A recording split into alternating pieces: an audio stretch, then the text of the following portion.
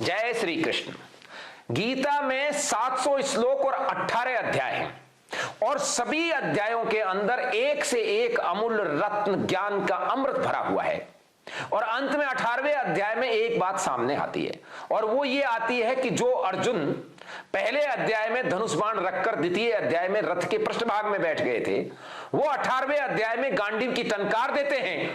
और फिर कहते हैं कि अब मैं हर तरह के युद्ध के लिए तैयार हूं, बताइए कहां किधर बाण चलाना है। ये हमें समझने की जरूरत है कि वासुदेव श्री कृष्ण के इस गीता के जो वाक्य हैं इनमें इतनी क्षमता है कि एक व्यक्ति पूर्ण रूप से युद्ध से बिल्कुल अपने आप को पृथक करके हिमालय में तप करने के लिए जाने के लिए तैयार है, भिक्षा का भोजन करने के लिए तैयार है और निहत्था रहकर यदि धृतराष्ट्र पुत्र उन्हें मार दे तब भी मरने के लिए तैयार है, किसी भी कीमत पर युद्ध लड़ने के लिए तैयार नहीं। वो व्यक्ति श्री कृष्ण के उन दिव्य वाणी से, उन वाक्यों से इतना प्रभावित होता है कि फिर वो उस महाभारत के युद्ध में कभी भी रुका नहीं, चाहे उनके स्वयं के पुत्र का भी हत्या हो गई हो, चाहे उनके प्रिय से प्रिय व्यक्ति भी उस युद्ध में उनसे दूर हट गए हों, भले ही उन्हें युद्ध के नियमों में भी थोड़ी छेड़छाड़ करनी पड़ी हो, भले ही उन्हें शिखंडी के पीछे खड़े होकर के पिता में भीष्म पर बाण चलाने पड़े हों, भले ही उन्हें रथ के पहिया निकालने वाले महारथी कर्ण के ऊपर तीर चलाना पड़ा हो, भले ही उन्हें जयद्रथ को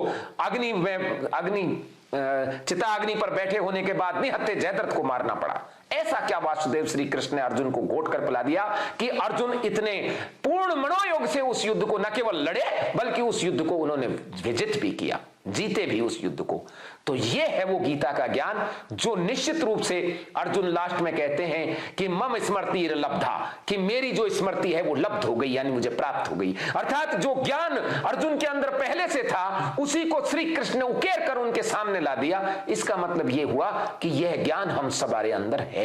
और हम सब के अंदर यह ज्ञान उसी प्रकार से है जिस प्रकार से कि शीशे के अंदर, दर्पण के अंदर प्रतिबिंब होता है, लेकिन उस प्रतिबिंब में हम हमारा चित्र देख नहीं सकते जब तक वो दर्पण मैल से ढका हुआ हो। जब तक उस पर मैल रहेगा, गंदगी रहेगी, धूल रहेगी, गर्द रहेगी, तब तक उस प्रतिबिंब दिखाई नहीं देगा। हमारा काम यह है कि हम संस्कार इस तरह से धीरे धीरे करके उसकी धूल छांट लें और दर्पण के अंदर यदि हम साफ कर देते हैं तो उसमें हमारा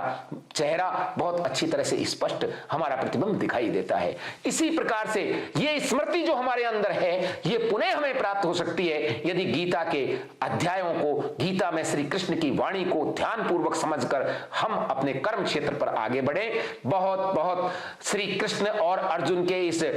आपस के वार्तालाप के लिए हम सबको आभारी होना चाहिए। एक बार सब मिलकर बोलिए वासुदेव श्री कृष्ण की जय, बोलिए श्री महारथी अर्जुन की जय। जय श्री कृष्ण।